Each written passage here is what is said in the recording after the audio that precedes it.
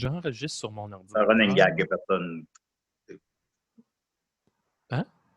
Ben, c'est une expression, passer le melon. Je pense que c'est une expression de Décideret Oui, exclusivement. on l'a On l'a inventé. Merci, Julien. Mais ça existe comme expression? Je sais pas. Non, c'est nous qui avons inventé ça. Je pense que c'est juste Julien qui a inventé ça on la passe un première année chapeau. de Décideret. On passe un chapeau, on passe un balai, on passe. Mais le melon, je ne sais pas ça. Le melon. Le Celui qui a le crachoir. melon. Oui, exact. Ah, c'est vrai. C'est l'équivalent du crachoir, le melon, en fait. C'est juste moins dégueulasse un peu. Non, je te confirme qu'on a inventé ça, Maxime. Ben, j'étais persuadé que c'était une vraie expression, passer le melon. C'est comme se promener Florent volant, ça existe. Ouais. Non, ça, je sais, là, mais. Bon, OK, ce sera pas long. Le live est presque prêt. Et des. Voilà. Ouais, mais non, ben ça. Ça, tu le savais que c'était pas une vraie expression. Oui, ça, je le savais. Bon, OK, on est live dans 3, 2, 1. Et je lance la pub. L'équipe derrière le festival Saint-Ambroise Fringe de Montréal présente Ceci n'est pas un Fringe. Ce festival d'art en distanciation sociale et en ligne aura lieu du 11 au 21 juin prochain. Pour plus d'informations sur la programmation, veuillez visiter le montrealfringe.ca et suivez-nous sur les réseaux sociaux.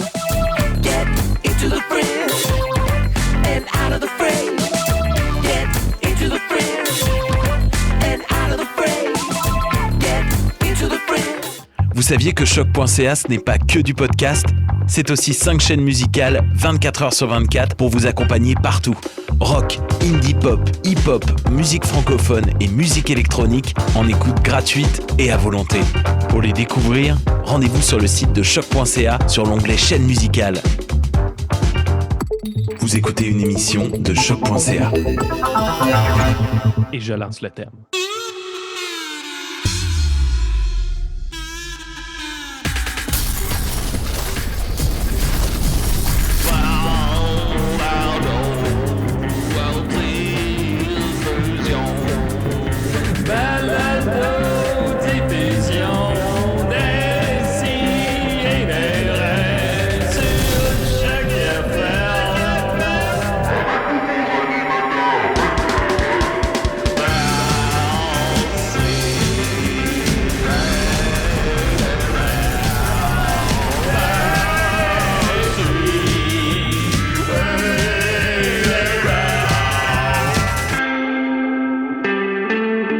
Hey, salut la gang!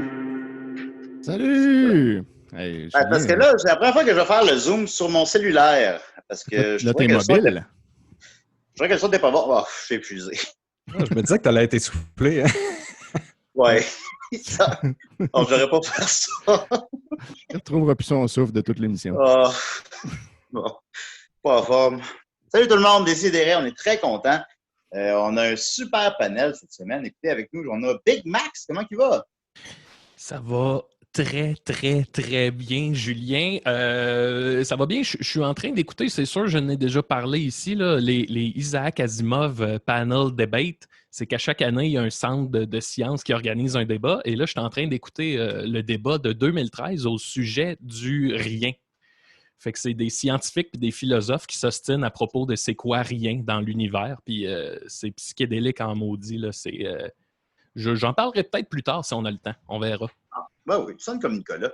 On a avec nous Étienne Forêt qui semble être au Mexique 2020. Est-ce que c'est exact? Toujours au Mexique 2020, Julien. Écoute, tout le monde sait que les virus n'existent pas l'été. Et tout le monde sait qu'au Mexique 2020, c'est toujours l'été. Donc, 1 + 2 = 2, les amis. Donc, moi, je m'en vais plus d'ici jamais. Voilà. Tu vas toujours rester au Mexique? Ben, tant qu'il y a la pandémie dans le reste du monde. Est-ce que Gabriel est avec toi? Oui, elle est avec moi. J'ai également Gwen, le chien, est avec moi. On a tout amené. Moi, ce que j'aime, c'est que le reflet dans tes lunettes est à l'intérieur, mais tu es à l'extérieur. Ben, c'est parce que devant moi, il y a comme tous mes ordis. Là. Vous les voyez pas, ils sont comme plus bas. C'est à cause de l'angle. Ah, voilà, Ben oui. ça explique. Évidemment. On a Linda 2020. Comment elle va? Ça va, moi je ne suis pas à l'intérieur d'une villa comme Étienne, mais je poursuis ma procrastination par la broderie. Là. Je suis en train de faire un cadeau féministe pour une amie. A woman's place is in the revolution. C'est pas de moi, c'est un pattern. Et puis, c'est ça. Je vais encore vous écouter en brodant. Ça va bien. Ça va bien. Tu faisais quoi? Je n'ai pas bien compris. C'est quoi ça? Brode. Non, mais c'est quoi ça? Hein? C'est quoi ça? A woman's place is in the revolution? Non, mais c'est quoi? Qu'est-ce que c'est un oreiller? Non, ça va être un cadre pour une amie. Ah, bon, voilà. Parce que Et moi, on je a suis avec nous... Il n'y a pas de problème. Et on a avec nous Nicolas. Alors, puis on a avec nous aussi Ève. Comment qu'elle va, Ève? Oh, on t'entend pas, Ève. Et maintenant, est-ce qu'on m'entend? Moi, je l'entends. Moi, je l'entends. Oui. Moi, je Ben oui, l'entends. ça va bien. Ah oui. Ève, l'amie de Maxime d'Impro, qui est une experte en insectes, qu'on a déjà reçu à l'émission. Ben Ça oui. fait combien de temps à peu près? Des 2 années. ans, 3 ans? Rappelle Non, 1 an. Peut-être 6 mois. 1 an, bon. 6 mois. C'était la semaine passée. Écoutez, la notion du temps, là. OK, ben, puis comment qu'elle va? Ça va bien, ça va bien. Je suis contente d'enfin pouvoir parler avec du monde de bibites sans que ça soit bizarre, parce que ça se glisse moins bien dans un 5 à 7. Puis là, j'ai comme le droit, fait que je suis bien énervée. Mais il y a des Oui, très bonnes chances que Ouais. ça vire bizarre quand même. Là. Ah oui, mais là, ça va être normal. Ah, OK, c'est bon. Ben, il va y avoir de la sexualité ou du caca ou du... On va vraiment parler beaucoup de caca, parce qu'on va parler, je vais vous parler de décomposition, des arthropodes du sol, comment la terre se forme, l'humus et tout. Fait que oui, on va parler de crottes. Ben, je suis de bonne humeur ce matin, alors tant mieux, j'ai très hâte d'entendre ça. On va commencer avec... Je suis désolé. On va commencer avec une petite nouvelle brève. D'abord, Décideret a été encore mentionné dans le Cult Montreal cette année comme étant la 5e meilleure émission de radio. Yes. On Même n'est si pas on dans a les... pas- On n'est pas des Radio. podcasts, ouais, c'est ça qui est bizarre. Ouais, ben, je pense que... Ah, peut-être à cause de Sherbrooke? Ah, Ben ouais, non, t'as c'est sûr que non. non, c'est sûr que non. C'est C'est sûr que non, mais ça fait qu'on devient une émission de radio, oui. Fait que, OK, ça marche. Mais, ben, aussi, clairement, je pense que ça prend pas énormément de potes pour monter haut dans ce palmarès-là. On se mentira pas. Mais on est très content quand même. Alors, on est la 5e meilleure émission de radio, une autre émission de choc 2 fifs le matin, c'est le nom de l'émission. Wow. Et le podcast numéro 1. Alors, félicitations. Je suis aussi le 4e meilleur weirdo, derrière mon collègue Murphy, qui est 3e. Wow. C'est qui les 2 premiers? Je sais pas c'était qui. J'ai lu son nom ou son Ben, moi, je me suis permis de checker c'était qui les premiers parce que c'était des noms que j'avais jamais vus. Et la pole position, ça semble être une fille qui fait du genre de BDSM, là, une modèle en cuir. Et là, j'ai dit, eh ben, je vois un lien avec mon ami Julien. Ben oui, il s'est fait battre par une fille de BDSM, fait qu'il c'est sûr qu'il a apprécié l'expérience. Il se J'aime sent bien que Julien s'arrête dès qu'il voit son nom et il regarde plus après. Là. Tu sais, c'est... Non, mais Ah, je suis là. Bon, non, ça m'intéresse plus. Non, j'ai lu les noms, mais mais c'était pas des noms qui avaient une résonance pour moi. Je les connaissais pas. Mais là, maintenant que Maxime m'en parle, je vais le googler. Et aussi, c'était quoi l'autre affaire? Donc, meilleure émission de radio. Puis aussi, je suis 5e meilleur animateur radio, semble-t-il, selon les gens. Alors, je remercie les gens qui ont voté pour nous, évidemment. Et je le dirais que j'avais fait aussi une quote.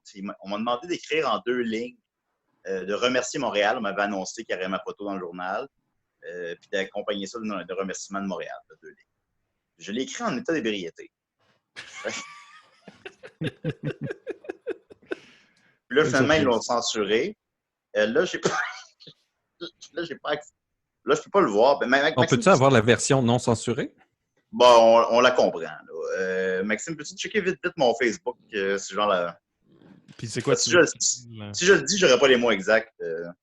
Attends un peu, c'est parce que c'est le nouveau Facebook, là, puis je comprends plus rien. Ouais. C'est vrai qu'il y a un nouveau Facebook, on m'a dit ça. Ben Ouais, oui, c'est nouveau. bizarre. Un matin, Je ça a l'ai pas popé chez encore. nous aussi. C'est comme plus simplifié et épuré. Bon, fait que Moi, là, j'ai encore les qu'est-ce- likes sur Instagram. OK, je l'ai. C'est Montréal. J'aimerais sans Censored partout sur toi. Tu gorges mon Censored d'un plaisir si pur que je dois le partager à tous avant de retourner sur ma planète. Oui, fait que c'est ça que je leur ai envoyé. Mais en gros, ce que tu as dit, c'est que tu éjaculais sur Montréal? Oui. OK. Bon, ben, Voilà. ben, On avait bien C'est ça, compris. un hommage à Malajube, ça? Bah, non, c'est pas un hommage à rien, mais tu sais, je trouve ça. Je sais pas, j'étais sous. Mais disais, hey, vas-tu publier ça? Puis Le gars s'est excusé auprès de moi. Il a dit « Hey, je me suis battu pour qu'il le publie. » Puis j'étais comme « Alors, c'est correct. » là.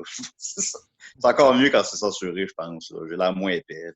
Raconté ça à ma blonde le lendemain, puis elle était comme « Voyons, c'est pas drôle. » J'étais comme « Encore. » Fait que voilà. Alors, je remercie, en terminant, donc, tous les gens qui ont voté à Cult Montreal pour Décideret, pour moi, pour tout ça. Merci beaucoup, les amis. Alors, on va continuer. On va débuter avec Eve, tout simplement. Oui. Hey, attends une minute, je vais mettre le thème des invités. C'est tout le temps un peu long, là, parce que... Hey, c'est pas grave. Ben, excusez-moi, hein? Thème pour les invités.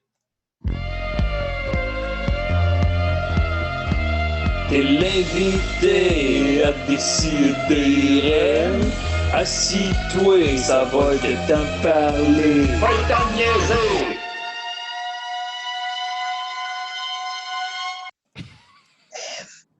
Hey! Merci d'avoir composé ça juste pour moi. C'est vraiment C'est juste gentil. pour toi. C'est la première fois qu'on le jouait. C'était carré. Eve, tu fais de l'impro avec Maxime? Oui. On ne se connaît pas. Mais surtout, ça va changer. Ça va changer, absolument. Et surtout, tu tripes sur les insectes. Tu avais une chronique pour nous à ce sujet. Oui, parce que moi, dans la vie, je suis technicienne en entomologie. Puis là, je suis en train de commencer à tourner mon podcast. Ça s'appelle L'entomologiste, qui va être ici, dans nos studios. Parce qu'on est des gros tripeux d'insectes, puis on réalise que la connaissance générale sur les arthropodes et les petites bibites, c'est assez flou, ce que les gens savent ou qu'est-ce qu'ils ne connaissent pas sur les arthropodes. Notamment, aujourd'hui, je vais utiliser le mot arthropode au lieu d'insecte, parce qu'on va parler de qu'est-ce qui se passe dans le sol. C'est-à-dire, qu'est-ce qui se passe? C'est quoi la vie après la mort? Une fois que le vivant meurt, qu'est-ce qui se passe? Je vais poser la question, c'est quoi un arthropode? Voilà. Les arthropodes, arthro, ça veut dire articulé, puis pod, ça veut dire pattes. Donc, c'est tout ce qui a des pattes articulées. Quand on parle d'insectes, c'est les bébites qui ont 6 pattes. Fait que ça, c'est des insectes. Mais les insectes font partie du grand groupe des arthropodes. Là-dedans, tu as aussi les arachnides, qu'eux, ils ont 8 pattes. Tu as aussi les millipèdes, qu'eux autres, ils ont 1000 pattes. Ouais, mais ils n'ont pas littéralement Non, ils n'ont pas vraiment 1000 pattes, mais ça fait partie du groupe des millipèdes. Il y a les crustacés là-dedans aussi.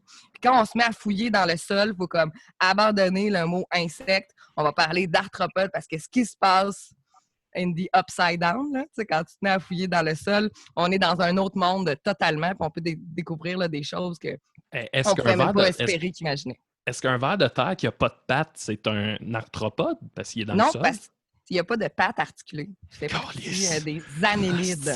Ça me m'emballe tabarnak. Ça fait partie des annélides. Le fameux ver de terre, qu'on se dit, bon, c'est super bon pour le jardin, sauf qu'on a découvert dernièrement que c'est peut-être pas super bon pour notre forêt boréale ici. Parce que oui, le ver de terre, c'est un super décomposeur, mais pour la forêt ici, qui est du Québec, là, la forêt naturelle, ça ne serait pas le meilleur décomposeur parce qu'il est trop performant. Parce que le ver de terre, il n'est pas indigène du Québec. Il a été amené avec la colonisation. Donc, le ver de terre, c'est un décomposeur non obligatoire. Ça veut dire que tu n'es pas obligé. Attends un peu, il n'y avait pas de ver de terre en Amérique avant? Non, c'est arrivé. C'est arrivé avec la colonisation, il y a environ 400 ans. Ah ben, tabarnane. Donc, l'espèce de pourquoi croyance... Pourquoi il y a des insectes? Pardon? Pourquoi il y a des insectes? Hey, ça, c'est une question qu'on me pose vraiment souvent. Pourquoi il y a des insectes? Bien, c'est sûr que quand tu passes juste au niveau de la chaîne alimentaire, étant donné qu'ils se trouvent à la base, bien, ça devient un groupe d'animaux extrêmement important. Puis si, mettons, là, je ferais une grosse arche de Noé dans laquelle je mettais un couple de toutes les espèces d'animaux du monde, il y en aurait environ 75 % qui seraient dans la catégorie des arthropodes ou des annélides ou des mollusques. C'est dégueulasse quand même. Ben, c'est dégueulasse ou vraiment cool. Là. Ça dépend comment est-ce que tu le gars à Bédène au Mexique. Ouais, moi, il y a des insectes au Mexique, Étienne? Il y a des puces de sable, puis il paraît que c'est Bill Gates qui met ça pour nous contrôler avec la 5G, mais ça, je ne sais pas si c'est vrai. Bon, OK. Puis c'est ça. Donc, je m'intéresse beaucoup à la décomposition ces temps-ci. Donc, qu'est-ce qui se passe? C'est quoi la vie après la mort? Mais directement, là, comme s'il y a un cadavre qui se retrouve dans la forêt, ça va être quoi les premiers insectes qui vont venir les décomposer? Puis aussi, quand les... C'est lesquels? En premier, c'est les diptères, c'est les mouches, parce que quand un corps meurt, ben en premier, la première action de décomposition qui va arriver, ça se trouve dans les bactéries de l'intestin. Donc, après la rigor mortis, là, après l'espèce de moment où c'est que le cadavre est vraiment raide, ben en premier, c'est tes intestins qui commencent par te décomposer parce que c'est l'endroit du corps où est-ce qu'il y a le plus de bactéries. C'est dans la flore bactérienne. Puis, l'espèce de fermentation, de réaction d'analase ou d'analyse, bref. D'anal? Anal. Ça fait, après 15 minutes seulement, le cadavre se met à sentir. Puis ça va attirer les mouches, donc les diptères femelles qui vont venir pondre dans les orifices du cadavre. Puis, les gens qui travaillent pour la police et tout, quand ils retrouvent un cadavre en fonction des sortes de larves qu'il va avoir sur le corps, de l'âge de la larve, de la température extérieure, ils vont être capables d'avoir une datation extrêmement précise du cadavre. Donc, en premier, c'est les diptères. Par la suite, ça va être une sorte de coléoptère. Quand les diptères vont être partis, là, ça va être une sorte de coléoptère qui va venir décomposer. Par la suite, les coléoptères, ils partent, puis il y a en tout à peu près 7-8 escouades comme ça qui vont venir décomposer le corps jusqu'à ce qu'il reste vagues seulement après les os. vagues. Là. Exactement, après 3 ans. C'est J'aurais comme une s'ils question. attendaient leur tour. Carbone 14 vivant, finalement, de la mort récente de quelqu'un. Oui, fait que tu es capable de savoir, ben, c'est sûr que là, on pense à un cadavre vivant, je ne dis pas un cadavre vivant, mais on parle d'un être vivant, mais ça peut être aussi l'adaptation de cadavres d'animaux, là, bien évidemment. Donc, il y a vraiment tout un volet spécialisé en animal ou en arthropodes qui vont être des décomposeurs dans le sol et dans la forêt. Ça se trouve être une spécialisation à l'université où est-ce que tu peux étudier seulement ça. Fait que toi, tu es le spécialiste de l'adaptation des cadavres en fonction des insectes. J'ai une question, mais je ne suis pas sûr que tu as la réponse. Admettons que je meurs puis que je me fais enterrer dans mon cercueil, là, 6 pieds sous terre. Tu sais-tu combien de temps ça peut prendre avant que je me ramasse avec des bébites qui me pondent des choses un peu partout? J'aurais de la peine, tu meurs. Je trouve ça intéressant qu'est-ce que tu dis parce que ça dépend de la sorte de cercueil. On a découvert que les cercueils qu'on utilise qui sont vraiment en bois extrêmement massif, ça dépend de la sorte de bois, ça dépend de la sorte de sol. Mais dernièrement, on a découvert que c'était plus ou moins écologique là, se faire enterrer dans du gros bois massif traité, puis avec tous les produits chimiques qu'ils mettent à l'intérieur de ton corps, là, ça pollue extrêmement le sol. Maintenant, il y a des manières plus écologiques de se faire enterrer où est-ce que tu vas dégager beaucoup moins de produits chimiques puis tu vas te décomposer beaucoup plus rapidement. Ben merci. Comment qu'on doit mourir? Il y a des cercueils en paille Oui. non traités. Mais ce qui arrive, le problème avec ça, c'est que tu as l'air cheap. Tu sais, mettons, à ton enterrement, Julien voudrait vraiment pas ça. Là. Mais en même temps, il est cheap, il ne voudra pas payer pour plus. Non, mais De c'est tout un mon vrai vivant, problème. j'ai eu l'air cheap. Là. Je peux pas faire ça avec la mort. Mais c'est un vrai problème. Les familles, ils n'acceptent pas de prendre des cercueils écologiques parce que tu as l'air pauvre. Il y a quelque chose quand même ça fait partie du rituel d'enterrer quelqu'un, tout ça. Tu te dis, si je t'enterre ta grand-mère et tu l'as beaucoup aimé, si tu l'enterres dans un truc entre guillemets cheap, c'est comme si tu la respectais pas. Quand en réalité, je comprends parfaitement. Et pourtant, dans la religion juive orthodoxe, en tout cas de la religion hassidique, du moins, les gens se font enterrer vraiment dans une tombe en bois, mais vraiment basic, là, que c'est même pas scellé, là, ça fait partie justement du rituel parce que c'est une façon de retourner le plus vite possible à la terre. Une genre de boîte Amazon, genre? Réaliser ça. Hein? Une genre de boîte en carton d'Amazon, genre? Quasiment, genre, sans le tape. Mais c'est ça, c'est que c'est une autre forme de rituel, mais qui pourrait être créée comme... Mais effectivement, il faudrait comme trouver une autre façon de donner une signification pour pas que les gens fassent comme « Ah, j'ai pas un caveau à 8 millions de dollars, je suis cheap avec ma mort. » C'est ça. Mais aussi, quand tu sais, parce que Maxime disait « Bon, ça va prendre combien de temps avant que je me fasse décomposer? » Mais il y a de quoi de tellement hot de voir qu'une fois que tu vas être mort, il y a réellement une vie après la mort que moi, je rentre pas du tout dans la spiritualité de ce côté-là. Ma spiritualité, à moi, c'est plus le recyclage des nutriments, puis que toi, tu vas te faire décomposer, tu vas redevenir de la terre, de l'humus super riche, puis tu vas te réincarner, ben, tes molécules qui faisaient partie de ton corps vont redevenir du gazon ou une fleur qui va se faire butiner, puis là, ça va donner du miel. Fait que toute la continuité de la vraie vie après la mort, finalement, de tout ce qui va vivre. Dans mes cours, souvent, on disait, il n'y a rien de plus vivant qu'un vivant mort. Quand tu vois des forêts qui sont extrêmement bien aménagées, où est-ce qu'il n'y a pas de bûches qui traînent par terre, il n'y a pas de bois, tout a été comme le ménage, ben c'est vraiment pas bon pour la faune parce que quand tu retires tous les végétaux morts puis que tu les enlèves, tu les mets ailleurs, ben t'empêches toute cette matière organique-là de se retransformer en sol pour renourrir les espèces qui vont repousser de ce vivant mort-là. Le nombre d'insectes qui vivent dans les chicots ou les oiseaux qui vont venir nicher ou même qu'une bûche par terre, ça fait des petits corridors pour les micro-mammifères qu'on a tellement de besoin pour faire vivre la faune dans les forêts.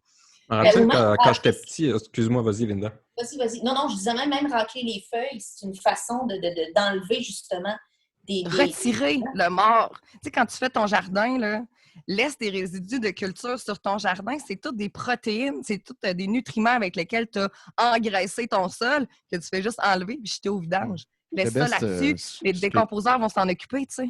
Moi, ce que j'avais lu, c'est que, mettons, à l'automne, sur ton terrain, le mieux, c'est au lieu de tout ramasser les feuilles, c'est juste de passer la tondeuse dedans pour les déchiqueter. Puis là, comme ça, tu les laisses là, puis ils vont comme pourrir pendant l'hiver, puis pendant le printemps après, puis tu vas arriver au printemps, puis tu verras plus vraiment de résidus, puis ça va nourrir le sol. Exact. Puis c'est vraiment bien moins chiant, en plus, à faire que de toutes les ramasser. Puis là, tu viens de faire la première job parce qu'il n'y a pas juste un insecte qui va venir manger la feuille morte puis que ça va devenir de la super de bonne terre. Souvent, c'est plein d'associations puis ça finit par des bactéries ou des champignons. Alors toi, en déchiquetant les feuilles, ben, tu viens de faire l'action d'un premier décomposeur. Fait que là, ensuite, c'est quand même plus beau aussi sur ton terrain que plein de feuilles qu'on dirait que tu n'as rien fait. Ça a l'air plus clean déjà. Une plage, fait que c'est sûr que tu peux... Voilà, je parle pour si, mettons, tu es à la maison à l'automne. T'sais. Mais là, je sais pas, je vais être où cet automne, hein, on verra. Hey, oui. Vas-y. Nicolas, pardon. Oh, Seigneur! Excusez. Non, mais c'est pas grave. Ben, en fait, je veux dire, je sais pas si tu as comme un exposé déjà de clair dans ta tête, mais sinon, j'ai une question. Est-ce que je te la pose? Une question de quelqu'un qui nous écoute. Ben, la dernière fois, j'avais fait un exposé, puis j'avais rien dit finalement. Fait que là, je me suis semi-préparée. OK, c'est bon. Mais veux-tu, c'est une question qui peut sembler épaisse, mais je la trouve bonne. C'est Jérémy Gilbert qui demande si les mouches à fruits sont végétariennes. C'est bien épais. Non, c'est pas vrai. Les mouches à fruits, ils vont manger. Ben, c'est parce que ce qu'on appelle mouches à fruits, on parle des tout petites mouches, là, des drosophiles. Sont végétariennes. Eux autres, ce qu'ils mangent, c'est comme de l'espèce de glu fermenté de fruits ou de légumes. C'est-à-dire, mettons que je me nourrissais comme une mouche, je vomirais sur une pomme, un vomi très acide qui décomposerait un petit peu la pomme, puis je l'aspirerais par la suite. C'est pour ça qu'ils ont juste une genre de ventouse comme ça. Là. Ils font comme vomir de quoi de super acide, puis ils aspirent par la suite. Ils n'ont pas de dents pour manger. Tel que vu dans le film La Mouche. Ben voilà. Oui. On ne s'est pas créé un fret avec ça. Ça crée un immense malaise. Oui. Ben, écoute, Jeff Goldblum, il le fait. C'est pas moi qui invente ça. Alors, est-ce que les insectes sont la voix de Gaïa? La voix de la Terre? Oui. Ben, les insectes étaient là bien avant nous autres. Puis ceux qui étaient là bien avant les insectes, c'est les plantes. Donc, les insectes, en arrivant sur Terre, ils ont fait des associations avec des plantes, puis ils ont fait « OK, toi, tu me donnes le sucre de la photosynthèse, puis moi, je vais m'arranger pour qu'il n'y ait pas de prédateurs là, qui viennent prédater ou manger la plante. » Fait qu'ils étaient là bien avant les mammifères, avant tous ceux qui ont des squelettes, là, tous les animaux qui ont un squelette. Là. Avant ça, il y avait les animaux avec des exosquelettes. Donc, un squelette que tu portes à l'extérieur du corps, comme les arthropodes notamment. Et là, avant le gros changement climatique de l'oxygène? Mm-hmm. C'est dans l'époque du gigantisme, là, où est-ce qu'il y avait énormément d'oxygène sur Terre, ça faisait des libellules grosses comme des avions. Là. Non, pas grosses comme des avions, mais quand même, là, C'est sûr que si j'avais une machine à voyager dans le temps, je m'arrangerais pour retourner dans cette période-là, là, où est-ce que les insectes étaient immenses. OK, fait que tu n'irais pas tuer Hitler, toi. Ah non, c'est trop de job. C'est Trop trop compliqué. cliché, ça. Tu pourrais ramener des insectes immenses pour qu'ils tuent Hitler après. Tu sais. Mais malheureusement, j'aurais pas assez d'oxygène pour être capable de les faire C'est survivre. Hitler qui se fait vomir des produits chimiques puis sucer Par des après. poches géantes. Non, Ouais, Je sais pas pourquoi personne n'y avait pensé. va-t-il Ben, se c'est battre? sûr. La question se pose. Sinon, ben évidemment, est-ce que les insectes te fourrent? Hey, tu me l'as déjà demandé, cette question-là. Ah, c'est sûr que oui. Lucru. Ben, si tu l'as demandé, réponds pas. Mais moi, j'ai une question. Tu sais, tantôt, Eve, tu disais que là, en ce moment, tu travailles comme sur ce domaine-là de la décomposition, mais concrètement, ça veut dire quoi? Dans le sens que... Tu sais, je Ça veut comprends dire que c'est je des- regarde des vidéos YouTube en mangeant des chips au ketchup là-dessus. C'est ça veut dire. Ouais, mais c'est pour vrai? C'est ça pour Non, vrai? non, c'est parce que ben justement, pour le podcast sur lequel on est en train de travailler, on va en faire un sur la décomposition. Fait que je travaillais déjà un petit peu là-dessus. Puis aussi, là, je vais comme faire une espèce d'apparition dans une émission d'enfants où est-ce que je vais aussi parler de décomposition. Puis de ces temps-ci, je jardine vraiment beaucoup. Puis là, je trouve plein d'affaires dans le sol. Puis, tu sais, notamment les larves de hanneton. Là, j'en ai une ici. C'est quoi un hanneton? Hey, attends, je vais essayer mon truc de mettre une vidéo en vedette, là. Ouais, je pense que Je les larves... t'entends parler, puis je me dis, dans le fond, le questionnement, c'est de changer notre regard. Ben Changer oui. notre regard aux trucs plus subtils qui sont autour de nous, comme les Oui, insectes. exactement. Puis, tu sais, moi, je faisais des conférences pour les enfants avant. Puis, quand je montrais un mille pattes, au début, les enfants sont là, c'est dégueulasse. Je fais, oui, c'est normal. Mais c'est grâce aux mille pattes que tu es capable de manger des fruits et des légumes. C'est à cause du mille pattes qu'il y a des forêts qui poussent parce qu'ils s'occupent de la décomposition de la terre. Fait que là, je faisais l'espèce de cycle des nutriments avec les enfants. Puis il y a des écoles qui m'ont réécrit par la suite pour me dire on a un problème de mille pattes, les enfants, ils en ramassent trop et traitent trop. Tu sais. Parce que. J'avais remarqué par rapport à ça que Le des fois, switch. c'était l'inversement. C'est la force de la norme aussi qui les influençait. L'enfant, il trippe sur l'insecte, mais là, il voit les gens autour de lui qui sont comme « Wesh, dégueu! Hein? » Et tranquillement, l'enfant, parfois, se met à faire « Ah ouais, c'est dégueu. » Mais Exactement. au début, il y avait une curiosité naturelle. Là. Ben, quand les parents ils ont cette peur-là, c'est sûr que ça se transmet à l'enfant. Tu sais, nous, avec nos animaux, quand on se promène, on a comme tarentule, scorpion, serpent, nanana. Puis des fois, tu vois comme l'enfant vouloir venir, puis le parent fait « Ah non, non, c'est dégueu, viens-t'en. » Puis d'autres fois, c'est l'inverse. La mère est comme « OK, vas-y. » Tu vois qu'en arrière-plan, elle est comme blanche, elle sue, t'as l'impression qu'elle va perdre connaissance, mais elle veut pas que ça apparaisse devant son enfant pour pas y transmettre cette peur-là, justement. Mais là, je Donc, montrais les larves de hanneton. Vous en avez sûrement vu. C'est comme Oh shit! cette Seigneur. chose-là. Là, Ça, elle est c'est morte, une larve? celle-là. Ah, elle est grosse, c'est comme une crevette. Oui, Ah, ça, bon. c'est intéressant qu'est-ce que tu dis parce qu'en Afrique, ils vont en manger, notamment. Oh, elle n'est pas tout à fait morte. Elle vit Mais encore ça, un petit ça peu. vient... T'as pogné ça ici? Oui, oui, il y en a partout dans le sol, ce que les gens appellent les vers blancs. Ouais, Là, il y ça en a fait plein des dans le trous. gazon. Ça fait des trous dans le gazon, puis là, les gens, ils trouvent pas ça beau. Fait que là, ils mettent plein de pesticides. Sauf que Toutes ça, les ça poubelles, quand on oublie nos poubelles trop longtemps. quand tu oublies tes poubelles, ça va être plus des larves de mouches ou de diptères qui Ok. vont se développer beaucoup plus rapidement, ce qu'on appelle les asticots.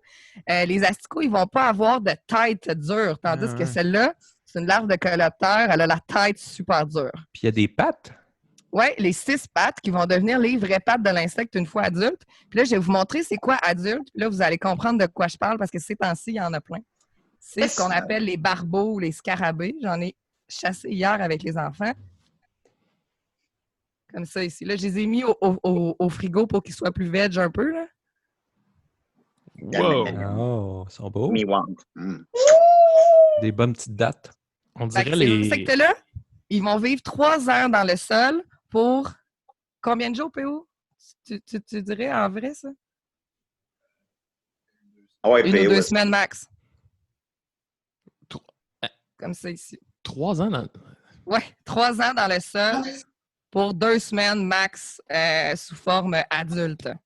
Puis Ils qu'est-ce vont- qu'ils font dans le sol? Ils attendent ou ils... Ben non, Ben, j'imagine qu'ils... Ils se font des genres de terriers parce que ces larves-là vont pas bouger. Puis ils vont comme manger les détritus de feuilles de Étienne Forêt ou ils vont manger des racines des plantes.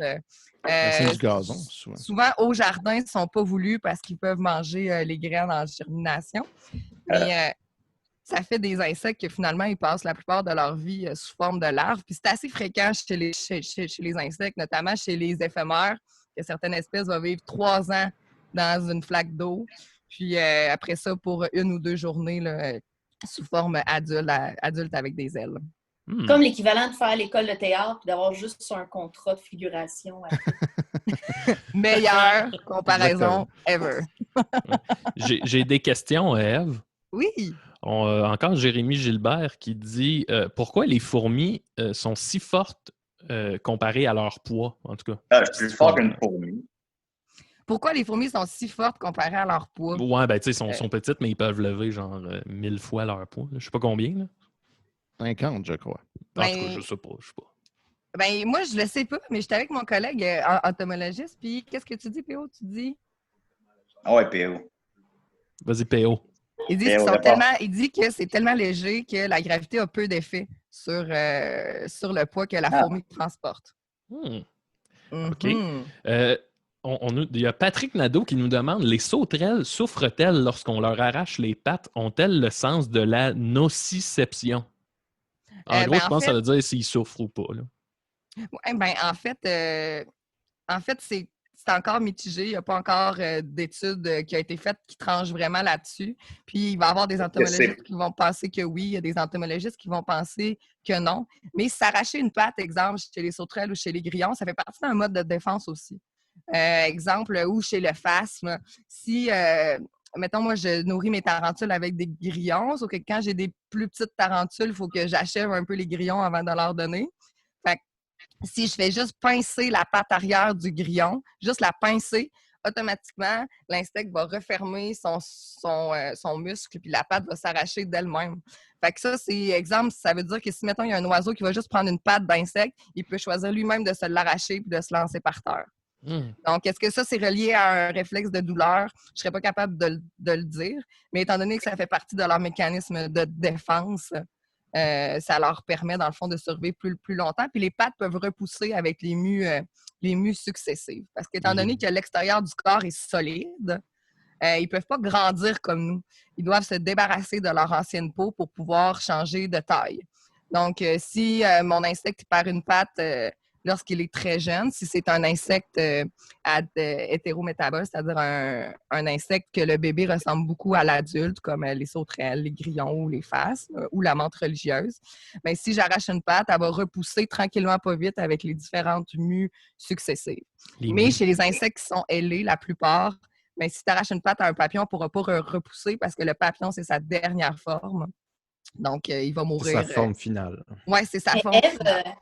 Ève, dis-moi à ce sujet-là, et ça concerne les escargots, puis tu pourras peut-être me confirmer si c'est vrai, mais j'ai entendu dire qu'il ne faut pas arracher un escargot du sol parce que s'il est en train finalement de glisser sur le sol, en l'arrachant, tu lui causes une douleur incroyable et permanente. Mais ça a l'air que, mettons là, que tu veux cueillir un escargot pour X raisons, j'ai de la famille de chasseurs qui font de quoi que ça, mais il faut que tu peux le poker un petit peu sur ses antennes jusqu'à temps qu'il rentre dans lui-même, puis là, c'est la façon sécuritaire de le cueillir du sol. Bien, c'est que ça peut déchirer ses muscles, en fait, là. Ça dépend à quel point il est bien suctionné, je ne sais pas si ce mot-là existe, mais je le dis. Ça dépend à quel point il suce bien le sol. Puis après ça, tu peux comme, si tu tires dessus, ça peut déchirer les muscles. Mais tu sais, c'est vraiment ce que je pense. Je n'ai pas étudié les escargots, mais mon collègue a l'air de dire que ça a comme du sens. Donc, c'est possible de sucer le sol. Oui. C'est ça que je voulais que tu retiennes. Parfait. C'est que les escargots sucent le sol. Parfait. Tout simplement, qu'est-ce qui est... Ah, vas-y, Maxime, vas-y. Ben, non, mais pose ta question. J'en poserai. C'est les questions du public. Ben, c'est juste simplement que... Comment dire, c'est pourquoi notre vision des insectes est aussi peut-être négative? Là? C'est sûr que là, on est tous bien woke présentement, puis on est full ouvert, puis Dans la réalité, c'est que les insectes, on en a peur, on en a...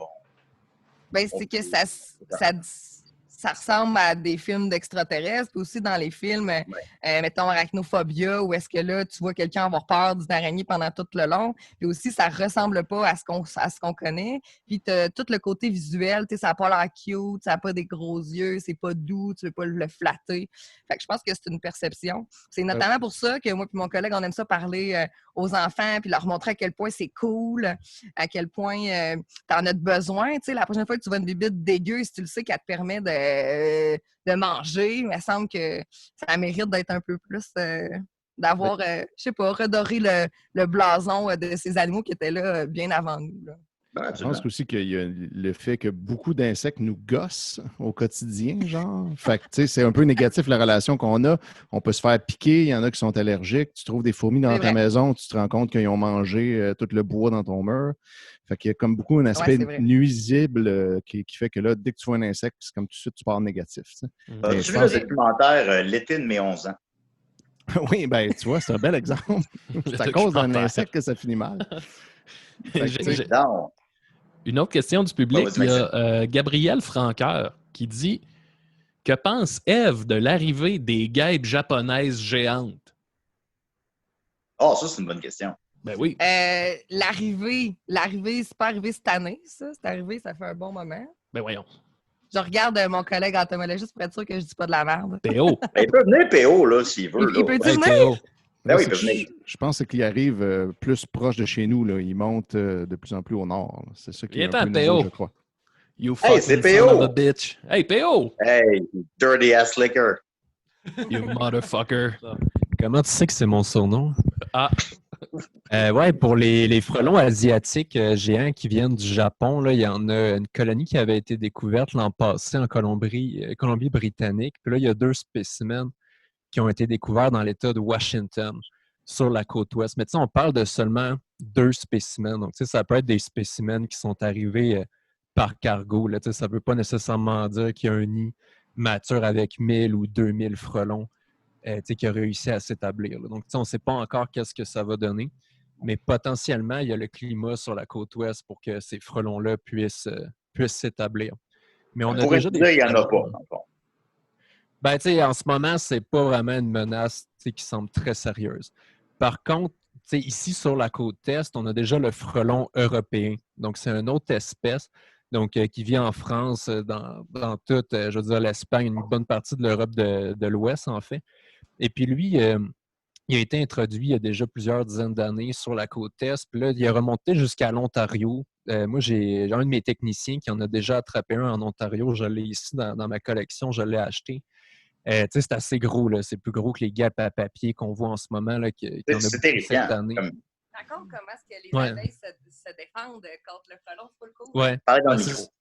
C'est ça, parce que bon, le frelon, c'est carnivore, comme une bonne majorité de guêpes. Là. Donc, tu sais, le frelon asiatique, qu'est-ce qu'il bouffe, qu'est-ce qu'il aime manger, c'est les abeilles à miel. Donc, lui, qu'est-ce qu'il fait? Il rentre dans la colonie, puis il est super big, là, il est comme immense.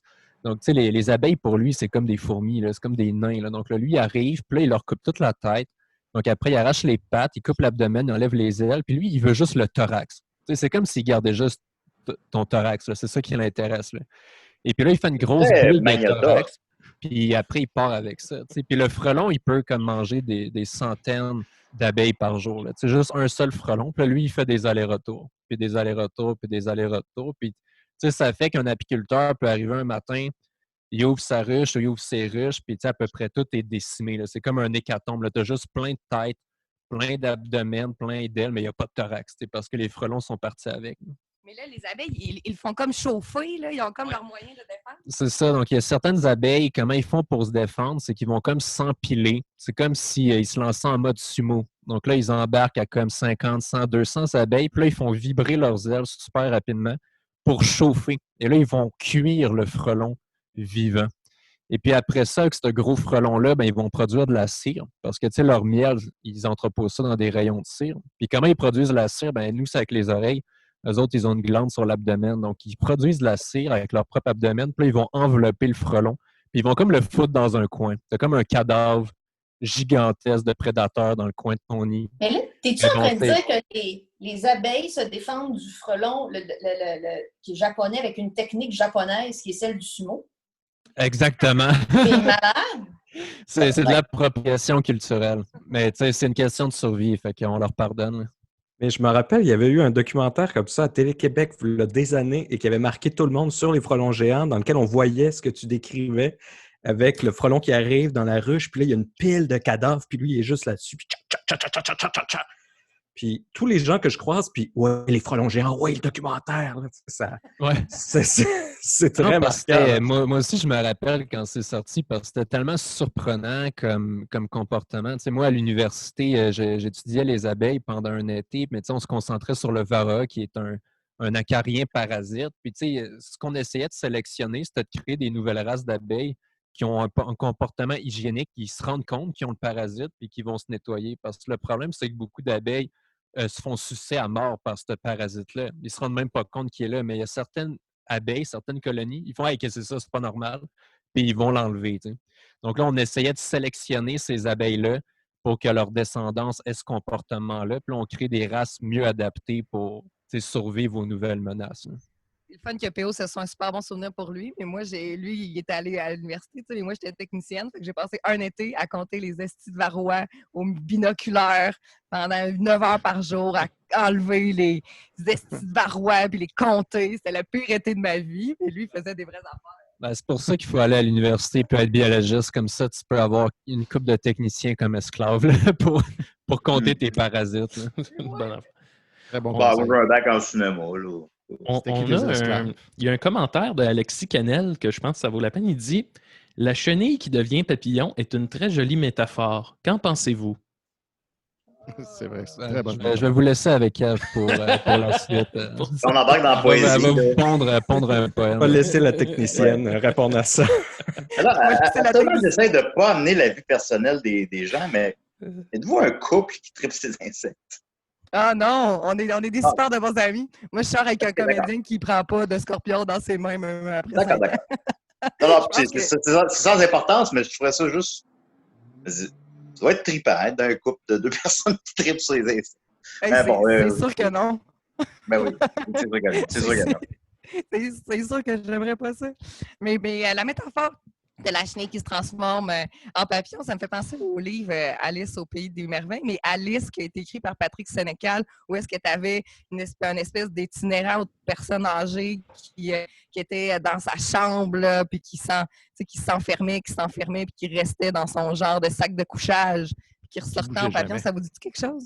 Non. Tout à fait. D'ailleurs, la version BD de ça s'en vient bientôt. On va plugger notre ami Jake Dion qui travaille là-dessus depuis 2 ans. Puis ça sort, je pense, à la fin de l'été ou cet automne, en tout cas. Ouais, c'est vraiment bientôt. Mais ça sort à l'automne, puis dedans, il y a moi qui se fait fouetter par ma blonde. Moi aussi, je vais être dedans en train de me faire sucer, je pense. Ah, ouais. Ça va être merveilleux. Ben, je ne donnerai pas ça à mon neveu à Noël, mais c'était intéressant. Ben, c'est un peu adulte. Au niveau de la métaphore de chenille qui se transforme en papillon, juste au niveau plus biologique, là, nous, on a, mettons, là, des grosses chenilles, là, grosses comme ça, super belles, turquoises. Les enfants capotent, le sphinx de la tomate, super belle chenille. Le cocon, il est brun, puis ça fait un tout petit papillon gris, super poche. Mais la chenille était immense, super belle. Super coloré, puis ça donne un papillon super plate. Fait que ça se peut que des fois, mettons que je parle métaphoriquement, que tu étais peut-être mieux dans ta phase larvaire que dans ta phase adulte. Tu sais. Oh! Ouh! Très beau ça. Très beau ça. C'est comme l'inverse de la métaphore. Exact. Ben oui. Parce que des fois, il faut accepter, il ne faut pas penser que ça va être nécessairement mieux plus tard, puis il faut vivre le moment présent. Des fois, tu deviens Exactement. Nicolas. Peut-être que tu es dans le plus beau moment de ta vie, puis tu le sais pas. Là, imagine Exact. si là, c'est ton plus beau. Tu t'en vas juste dans le lettre. Il faut essayer de le réaliser quand on l'est, mais souvent on le réalise par la suite. Mais bon, que veut-on faire? Ève, écoute, on aurait 1 million de questions. Tu perds ton temps avec nous. Pars ton podcast. C'est vrai? Ben oui. J'écouterais ça, moi, chaque semaine. Ouais, j'en prendrais quelques heures, oui. On commence, mais on en tourne quelques-uns, on se regarde, c'est vraiment tough, on retourne chez nous, on se trouve pas bon, puis là, on en refait un autre, puis là, ben, tu sais, je pense qu'à un moment donné, il faut juste que tu décroches de quoi tu as l'air, puis on va juste le mettre en ligne quand on va être game. Ah oui, non, on n'est pas bon semaine après semaine, puis on le fait pareil. Ben oui, penses-tu qu'on se trouve bon? Voyons donc.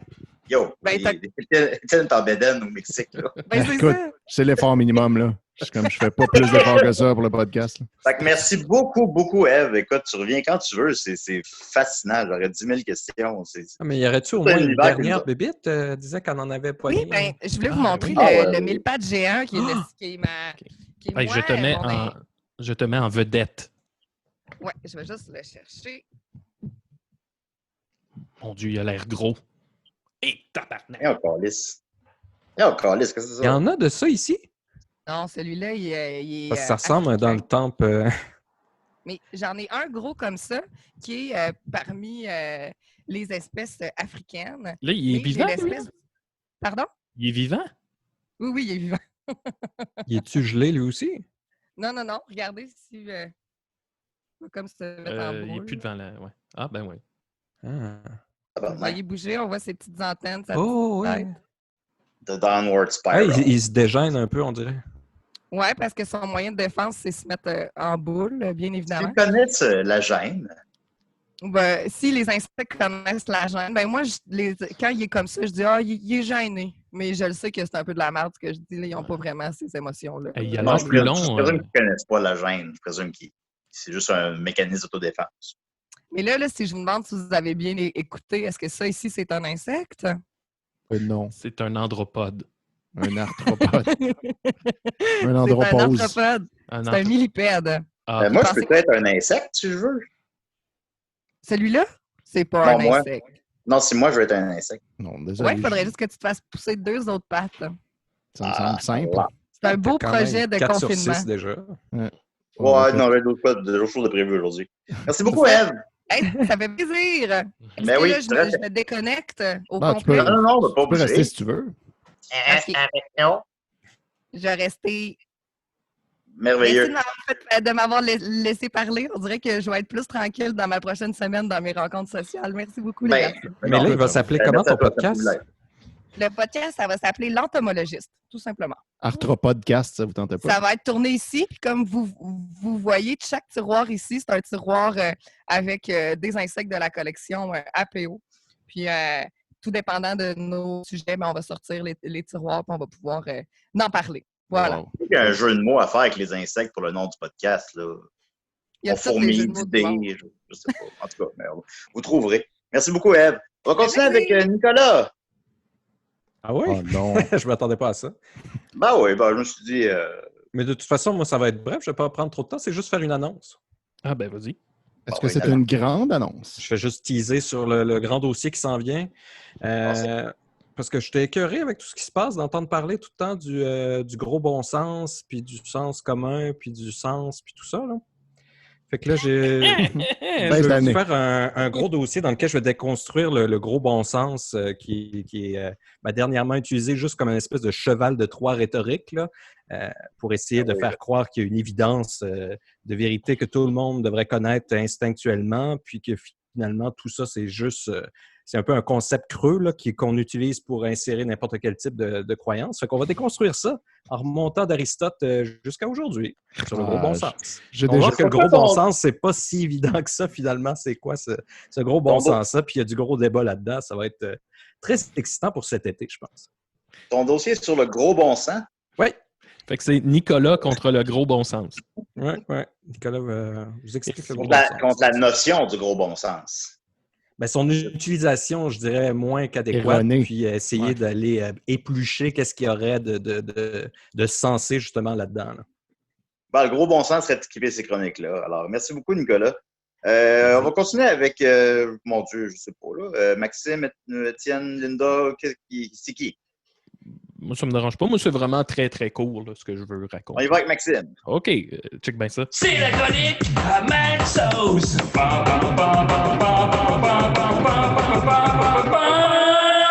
Super. Ben, écoutez, je veux juste faire suite à ce que je vous parlais en début d'émission, le Isaac Asimov panel debate. Dans le fond, c'est chaque année, il rassemble des scientifiques, puis des philosophes, puis vraiment des experts là, de très, très haut niveau sur un sujet pour débattre d'une question qui peut sembler très, très, très anodine, voire même qui relève de la science-fiction.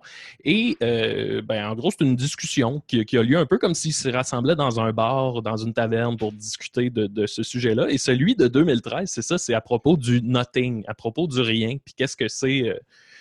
en gros, de définir c'est quoi notre conception de ce que c'est que rien. Scientifiquement, à quoi ça équivaut la notion de rien, la notion de zéro. Fait qu'entre autres, dans le panel, il y a un expert en zéro. Puis lui, il s'intéresse à quand est-ce que la notion de vide et de zéro est apparue. Super intéressant. Puis là, il parle, puis c'est que rapidement... Ça va l'air bon, en fait. Ouais, non, pour vrai, c'est super intéressant. Puis c'est que rapidement, ça devient vraiment psychédélique. Là. Ça devient des discussions à propos des dimensions, à propos du voyage dans le temps. Je vous explique rapidement pourquoi. En gros, je pense qu'une phrase qui résume bien de quoi il est question, c'est on dit, ben admettons, à l'époque, je voulais expliquer ce qu'il y a entre moi et, admettons, Nicolas. Si on est un devant l'autre, ben on disait que rien, il n'y a rien entre nous deux. C'était ça notre notion de rien, notre notion de vide. Il n'y a rien entre moi et Nicolas. Puis maintenant, on a découvert que, ben non, il y a de l'air. Fait que là, on repousse un peu notre notion de rien. On dit, dans l'espace, il n'y a rien dans l'espace. Là, finalement, on se rend compte que non, il y a de la matière dans l'espace, même s'il n'y a pas d'air. Fait qu'on est continuellement en train de repousser notre notion du rien. Et là, à un moment donné, où il arrive, c'est qu'il essaye de repousser, si on veut, les notions scientifiques pour arriver à un endroit où il n'y aurait absolument rien. Puis, ben en fait, il y arrive plus ou moins parce que l'image qu'il donne, c'est tu prends un compte en banque, mettons, même si tu n'as rien dedans, même si tu as $0 dans ton compte en banque, ben ce compte en banque-là qui est vide, il est quand même régi par les lois de la comptabilité et les lois bancaires. Il y a une notion derrière que tu as 0 dans ton compte. Oui, exactement. Donc, t'es pas dans rien, t'es pas dans le vide parce qu'on est toujours dans cette espèce de boîte-là qui s'appelle soit l'univers ou une dimension ou des dimensions ou un ensemble de dimensions, mais qui équivaut à être quelque chose quand même. Fait qu'en tout cas, ça devient super psychédélique. Je vous le conseille vraiment. Il y a un monsieur, là, il arrive au début avec une boîte. Puis là, le monsieur, lui, c'est un expert en je sais plus quoi, là, mais il a un veston turquoise avec une cravate de clown, là, tu sais, une espèce de scientifique fou, puis il arrive avec une boîte. Puis là, tout le long, tout le monde pense qu'il n'y a rien dans sa boîte. Puis à un moment donné, il sort un objet, là, je l'ai dessiné, mais je ne sais pas si on va bien le voir. Voyez-vous, il arrive avec un objet qui ressemble à ça. Ça, c'est en verre. Puis là, il explique que, dans le fond, chacun des... Attendez, il explique que chacun des cônes est une dimension différente, puis que nous autres, on vit dans une de ces dimensions-là. Et on ne voit plus ton dessin, Max. Ah bon, ben c'est pas grave. Anyway, il y a un cône. Il dit que ça, c'est une série de dimensions qui habitent une à côté de l'autre. Et là, en gros, lui, il veut répondre à la question, ouais, mais avant le Big Bang, qu'est-ce qu'il y avait? Est-ce qu'il y avait rien? Qu'est-ce qu'il y avait avant le Big Bang? Est-ce qu'on était en présence d'un rien? Puis lui, ce qu'il essaye de prouver, c'est que l'univers se serait créé lui-même. Fait qu'en fond, je sais pas si vous vous souvenez, mais il y avait tous les cônes, un à côté de l'autre, qui s'en allaient après ça dans une espèce de loop en bas. Puis ce qu'il dit, c'est que quand tu arrives à l'origine, soit dans le cercle, ben là, c'est comme un voyage dans le temps continuel. Donc, l'univers, il n'y a pas besoin d'avoir quelque chose avant parce qu'on est dans une boucle temporelle qui recommence. Fait que quand je vous parlais de psychédélisme, là, c'est vraiment là-dedans qu'on s'en va. J'ai passé j'ai passé un super bon moment. Puis je le conseille à tous, allez écouter ça. Isaac Asimov, Panel Debate. Est-ce que tu peux nous envoyer le lien? Écoute, partage le lien sur la page de l'émission. Oui, d'accord. Puis, après l'émission. Là. Puis, quand on se met à réfléchir à ce qu'il y avait avant le Big Bang, on est tous capables d'un peu penser à ça, disons. Puis, c'est complètement abstrait. C'est fascinant. Je crois que Nicolas a une réponse là-dessus. Vas-y, Nicolas. Ouais, ben, est-ce qu'il parlait du non-être? Pas où je suis rendu, là, mais... OK. Bon. Parce que ça commence un peu avec ça. Le non-être. Avec Parménide. Tel qu'entendu dans le chariot de Parménide sur des scies et des reines complètement noëlés. Mais sinon, avant le Big Bang, il y avait tout ce qu'il y avait, mais concentré dans un point. Puis, même si le Big Bang a mené à l'expansion de l'univers puis de la matière, c'était quand même un univers infini avant. Mais il s'agrandit à l'infini quand même. Ouais, ça, c'est plus abstrait et dur à saisir. Là, est-ce qu'on sert à quelque chose? Non, rien ne sert à rien. Là. Les choses sont. Qu'est-ce qu'il faut qu'on fasse? Ben là, c'est à toi de le déterminer. C'est ça le fun de la game. Je ne veux pas t'enlever ton fun. C'est un genre de jeu de rôle dans lequel chacun a choisi ce qu'on c'est un gros MMORPG, là, ouais. Un genre de gros sandbox qui n'a pas d'histoire. Eve, tu avais un commentaire, je crois. Oui, c'est que si le rien n'existe pas, ça remet vraiment en perspective rien faire. Ou quand ta blonde te demande « ça va-tu? » Puis là, tu fais « il n'y a rien. » Ben, Ouais, ça veut dire qu'il y a quelque chose. Là, Non, mais tu as c'est un absolument solide raison. argument, là. On disait, Parménide disait, la seule chose qu'on peut dire du non-être, c'est qu'il n'est pas. Après ça, tu peux plus rien dire là-dessus parce que si tu dis quelque chose de plus, ben il est. Fait que c'est plus du non-être. Fait qu'il n'est que Contrairement, de par l'être. contre, on est dans une période où ce qu'on fait rien. Tu sais, oui, on a à l'occasion des petits projets, des petites affaires, mais tu sais, globalement, on fait rien. Puis je pense que c'est une belle période pour ça. C'est une belle période. Il y a beaucoup de positifs là-dedans. Faire rien, c'est positif. Puis on fait Non, pas c'est rien. pas positif, c'est impossible. Non, ben, en tout cas, bon, peut-être que je l'ai mal exprimé, là. Mais... Non, mais je pense que ce que tu exprimes un peu, c'est la notion qu'ils appellent en psychologie le time affluence, c'est-à-dire qu'on se rend compte que là, on est dans une situation où on ne peut pas bourrer nos agendas, fait qu'on est forcé un peu d'être avec nous-mêmes. Ouais. Ce qu'on appelle rien, en fait, et beaucoup du temps qu'on occupe avec notre propre esprit à se poser des questions qu'on ne veut pas se donner le temps de se poser, mais qu'on n'a pas le choix de faire. Je pense que ça résume, ça peut devenir une dépression pour beaucoup de gens, mais ça peut être le terreau de décomposition de pensée, pour rester dans le thème de l'épisode, puis de création de nouvelles choses. Fait que ce qui est le rien, en fait, est foisonnant, tout à fait. Non, il ne faut pas nier que certaines personnes vivent ça avec une détresse psychologique. Il y a des gens qui pour eux, c'est difficile. Il ne faut pas le nier. Mais dans mon cas, plus que jamais, je réfléchis. Plus que jamais, je marche, puis je pense. Puis... Fais-tu un peu le ménage aussi, Julien? Non. Une fois par 3 mois, tel que vu. Ben, sur TikTok. j'ai pas le temps de faire le ménage. Un shout-out à Rachel et ses TikTok. Elle est très bonne, Rachel, sur TikTok. Oui. C'est comme une personne que je connaissais pas. Oui, c'est hot. Mais en plus, moi, je suis tombé dessus avant de savoir qu'on en faisait par hasard dans mon feed organiquement. Puis je capotais. Comme elle était vraiment, vraiment bonne. Bravo, Rachel. Oui. Non. Tu sais, Rachel est très drôle. Fait que ça, je savais ça, supposons, mais tu sais, je la vois jamais faire des vidéos, là, faire des. Elle veut pas. Elle se met jamais à l'avant-plan. Puis quand j'ai vu ça, j'étais comme, mais voyons. Puis ça, je peux voir ça où, moi, si j'ai pas TikTok? Je pense qu'il faut que tu aies TikTok. Ah. Mais on peut t'envoyer des liens.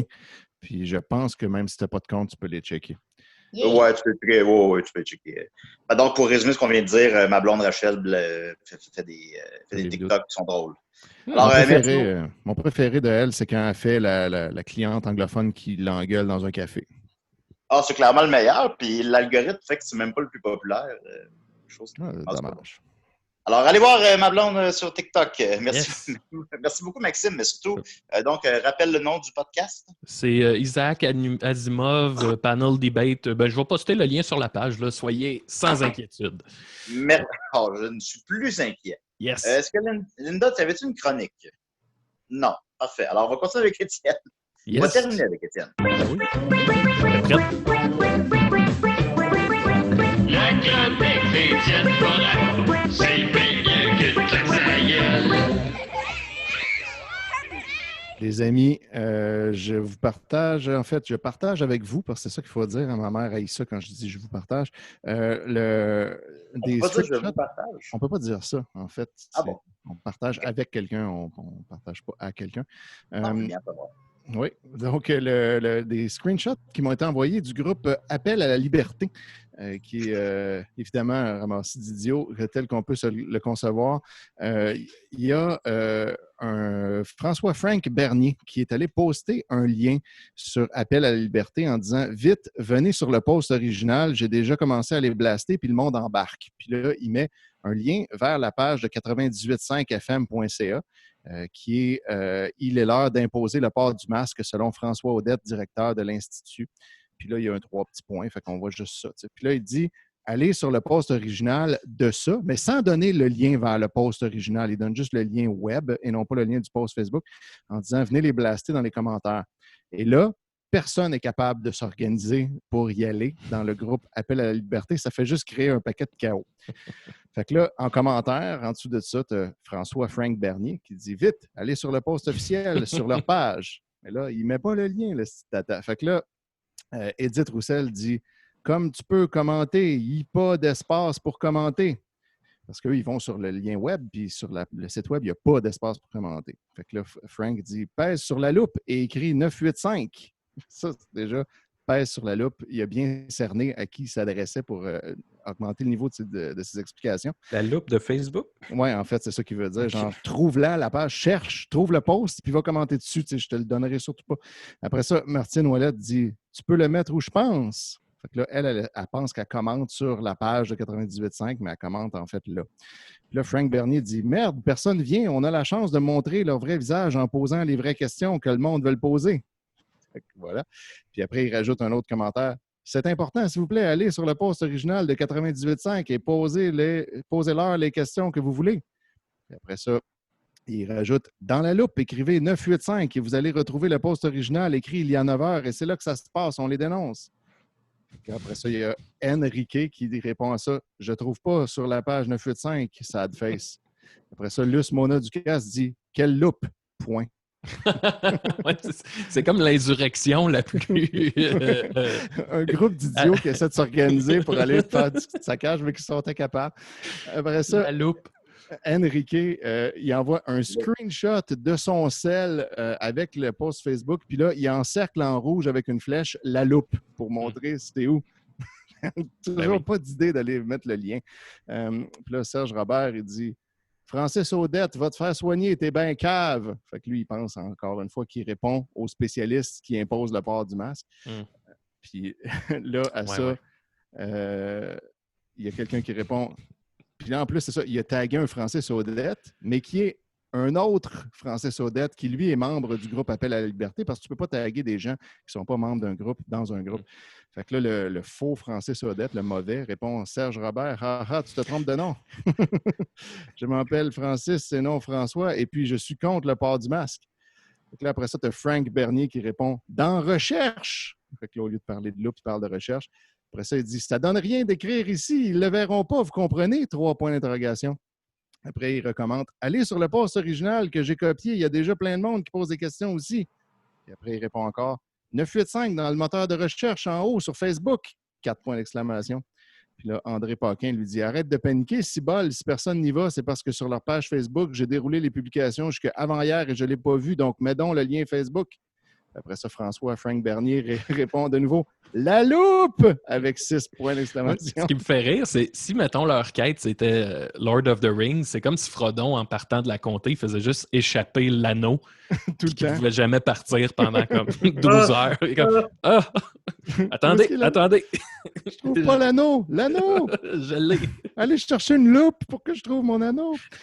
Fait que voilà, donc c'était le grand mouvement des membres du groupe de Appel à la liberté contre le port du masque. Donc, soyez sans crainte, les Avengers veillent sur votre liberté.